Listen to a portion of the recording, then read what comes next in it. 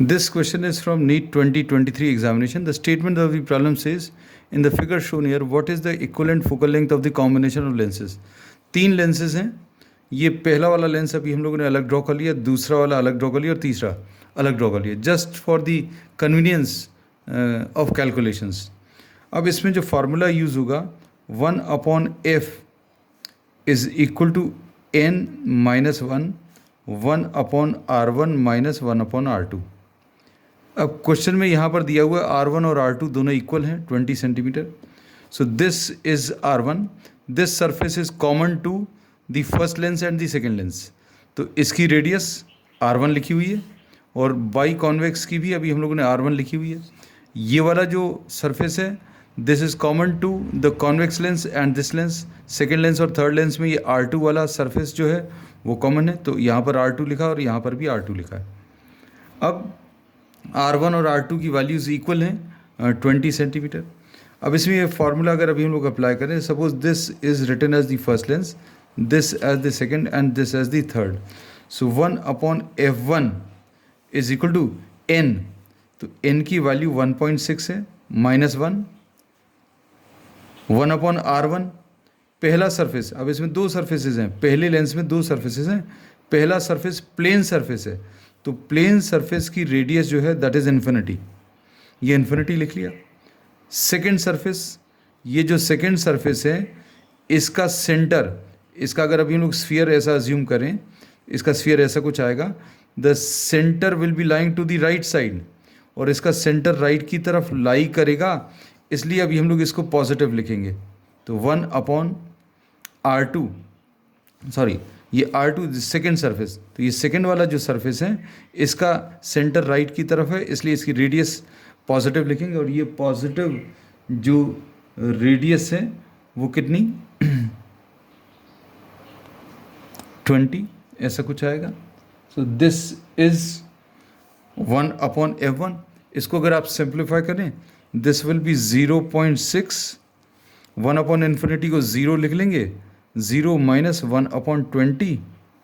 So this will be, this can be further written as 0.6 divided by minus 20. 0.6/-20 ऐसा लिख सकते हैं, या माइनस आप इधर लिख सकते हैं, you can write it any way. 1/f2 second lens के लिए, सेकेंड लेंस का जो रिफ्रैक्टिव इंडेक्स है वो 1.5 है, तो 1.5 माइनस 1. ये जो पहला सरफेस है इसका सेंटर राइट की तरफ लाई करेगा, इसलिए हम लोग इसको पॉजिटिव लिखेंगे 1/+20. ये जो सेकेंड सरफेस है, इस सेकेंड सरफेस का जो सेंटर है that will be lying towards the left side, इसलिए इसका जो रेडियस है अभी हम लोग माइनस में लिखेंगे. तो 1.5 माइनस 1 ये कितना आ जाएगा 0.5, और ये 1/20 प्लस 1/20 मतलब ये 2/20 आ जाएगा. अब इसके बाद 1/f3 थर्ड वाली लेंस के लिए. थर्ड वाली लेंस में रिफ्रैक्टिव इंडेक्स 1.6 है, तो 1.6 माइनस 1. और थर्ड लेंस में ये पहला सरफेस इसका सेंटर लेफ्ट की तरफ लाई करेगा, इसलिए पहले सरफेस का रेडियस जो है अभी हम लोग नेगेटिव लिखेंगे और फॉर्मूले में माइनस साइन है. 1/रेडियस ऑफ द सेकेंड सरफेस, तो सेकेंड वाला सरफेस जो है वो प्लेन सरफेस है, तो प्लेन सरफेस की रेडियस कितनी इन्फिनिटी आ जाएगी. तो दिस विल बी 0.6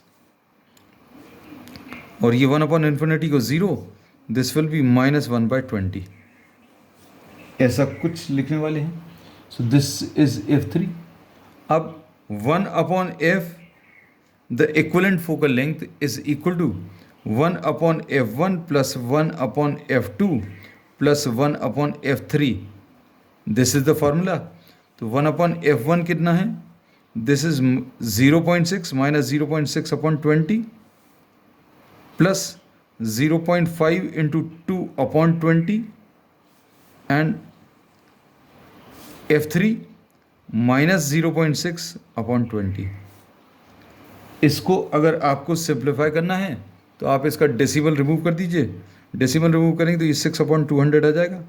तो 1/f will be equal to -6/200, और ये कितना आ गया, इसका ये 1 आ जाएगा, 2 × 0.5 1/20।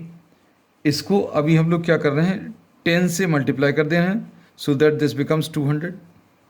और ये कितना आ जाएगा, इसका भी डेसिमल रिमूव किया 10 से डिवाइड करके, तो ये 6/10 नीचे आएगा तो 200। अब इसका एलसीएम कितना, 1/f will be equal to 200 LCM है, -6 + 10 एंड -6, मतलब ये कितना आ जाएगा, -12 + 10 -2/200 which will be -1/100. So therefore the focal length will be 1/f will be equal to -1/100. So f will be equal to -100. ये आंसर आ जाएगा, and this is given in the second option. Second option is the correct answer.